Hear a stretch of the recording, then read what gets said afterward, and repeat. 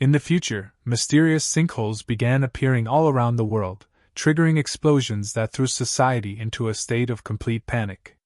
Massive creatures known as the Reapers emerged from these sinkholes and hunted humans to kill them. Bullets had no effect on them, and even the military was unable to save civilization. Eventually, people living at higher elevations discovered that the creatures would freeze at altitudes above 8,000 feet, so survivors started relocating to mountainous regions to build new lives. 3 years later, in Colorado, Hunter was living in a small community nestled in the Rocky Mountains. One day, driven by curiosity, he decided to cross the 8,000-foot safety line to see what lay beyond it.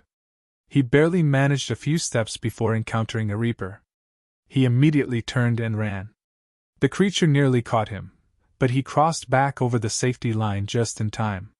When he returned to his family's shelter in Lost Gulch, his father, Will, scolded him for crossing the safe boundary. He reminded Hunter of the dangers posed by the creatures and of the lung condition he suffered from. Hunter explained that he only wanted to find other people. Will couldn't help but think that he couldn't afford to lose his son the same way he had lost his wife. Later, Will went hunting with Katie and told her what had happened.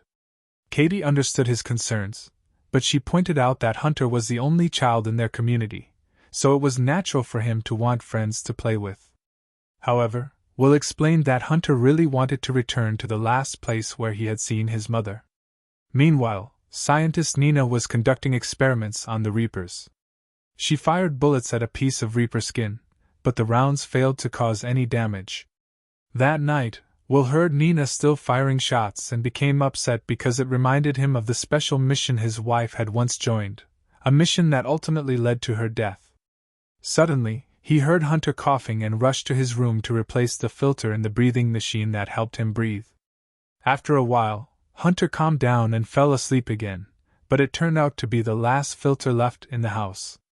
Will spent the night studying maps and wondering whether it was possible to cross the safety line in search of more filters in the lower regions. On Hunter's birthday, Will managed to obtain the last box of macaroni and cheese in the community so he could celebrate his son's special day. During the celebration, Hunter asked why they couldn't use another radio. Will explained that they needed to conserve electricity, so they communicated with other shelters using signal flags.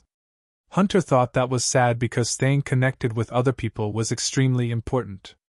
That night, Hunter started coughing again, and there was nothing Will could do except give him an injection. After Hunter fell asleep, Will went to see Nina and told her that he planned to travel to Boulder the next morning to search for filters for his son. He claimed to have found a safe route, but Nina didn't believe him because she knew the area inside and out from her previous work in Boulder.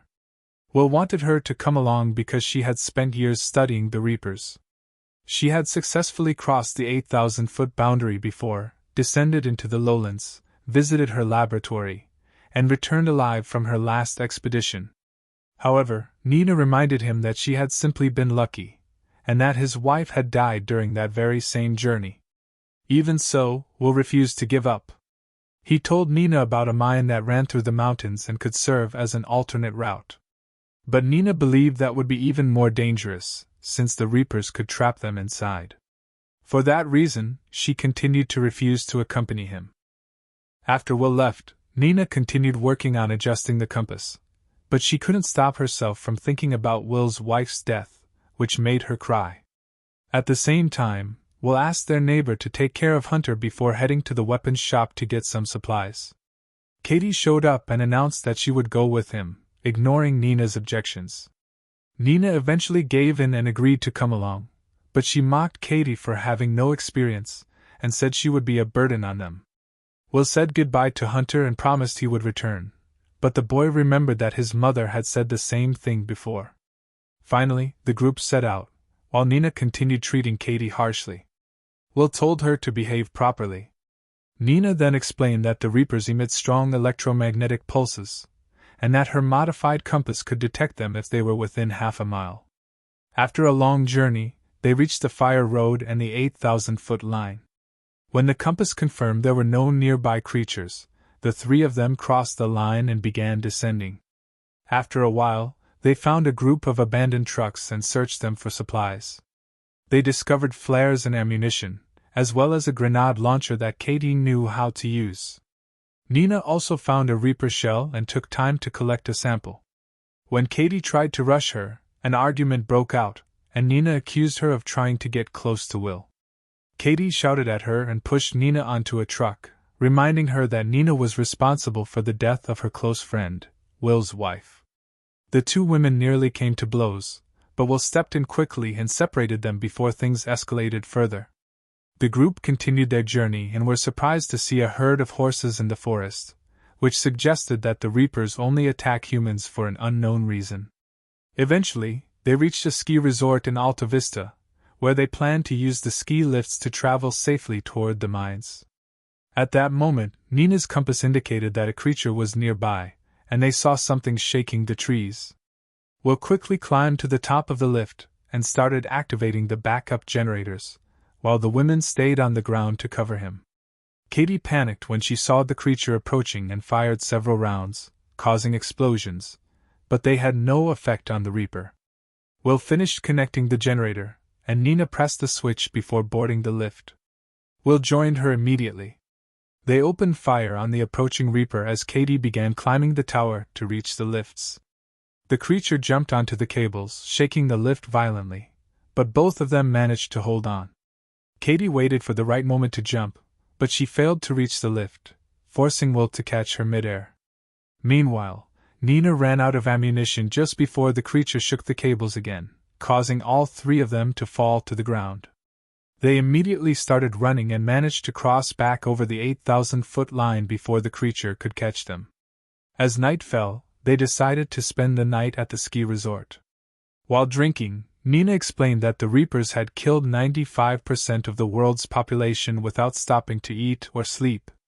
She added that natural predators kill for food, whereas the Reapers kill humans for pleasure only, and they do not attack other animals. This made her wonder whether they were specifically designed to wipe out humanity. After the women fell asleep, Will remembered his last conversation with his wife, who had been confident in Nina's ability to find a way to kill the Reapers. The next day, the group finally reached the mine where Will used to work. He explained that the tunnel entrance was above the 8,000-foot line, but the lower levels extended far below the safe zone, and that the tunnels were not properly sealed, meaning the Reapers could still be inside. Nina's compass would also not work underground. Still, Nina and Katie had no choice but to continue with Will. Using a construction helmet for light, the three of them entered the tunnels and walked in silence for hours until they were forced to stop when they discovered that the main tunnel had collapsed. Will announced that they would have to descend to level 7, meaning they would go far below the safe line deep underground. After the bats' attack, the three of them climbed the ladder and entered a new tunnel, moving as fast as they could to avoid danger. Suddenly, they heard a sound, and the helmet lights went out. But it was too late. There was a Reaper in the tunnel, and it had already seen them. The group immediately started running. Katie fired several rounds in an attempt to stop the creature, while abandoned machinery also helped push it back.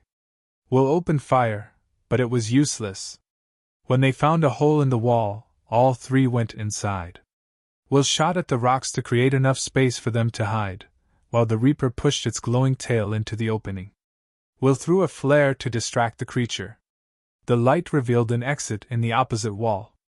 They pushed some rocks aside and crawled through the opening to escape. Will was the last one out, and had to dodge the Reaper's tail before rejoining his friends.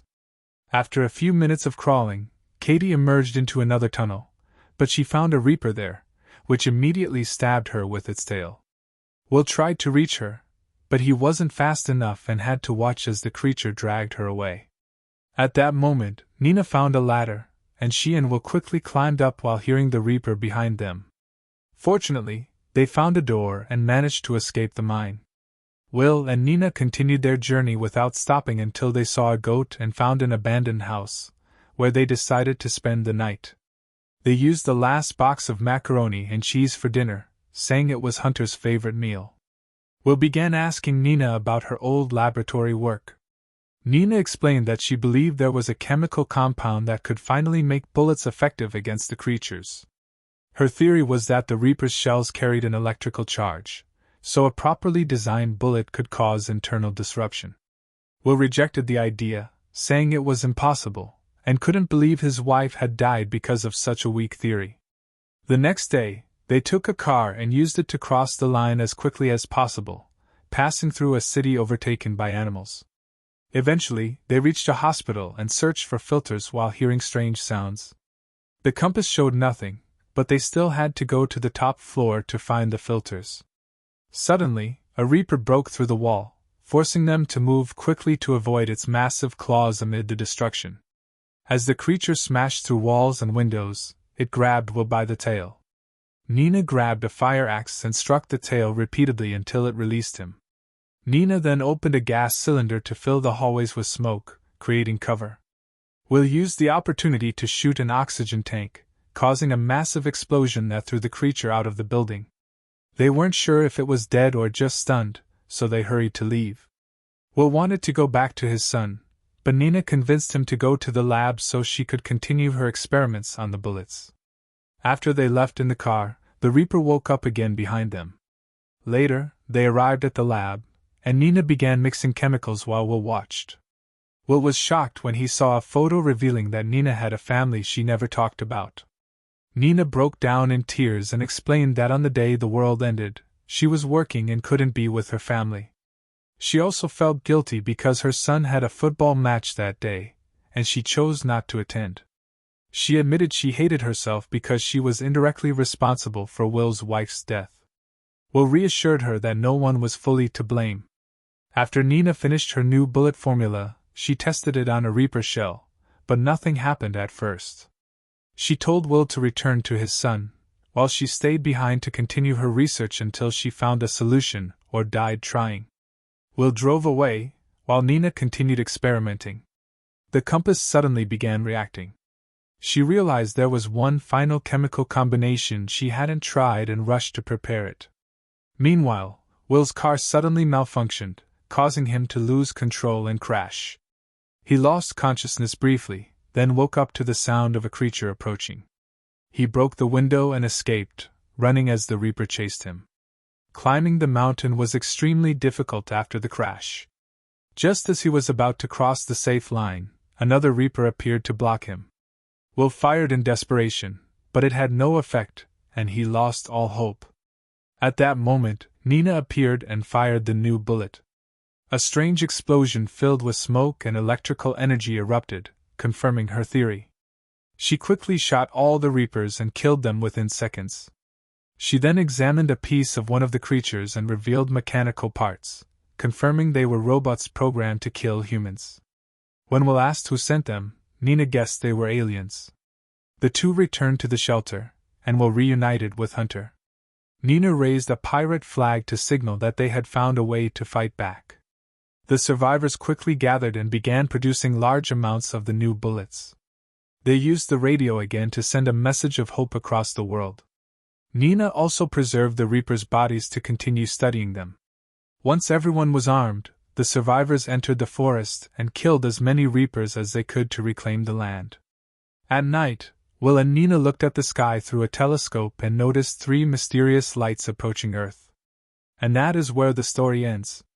Don't forget that your opinion matters to us, so make sure to leave your thoughts in the comments and subscribe to the channel.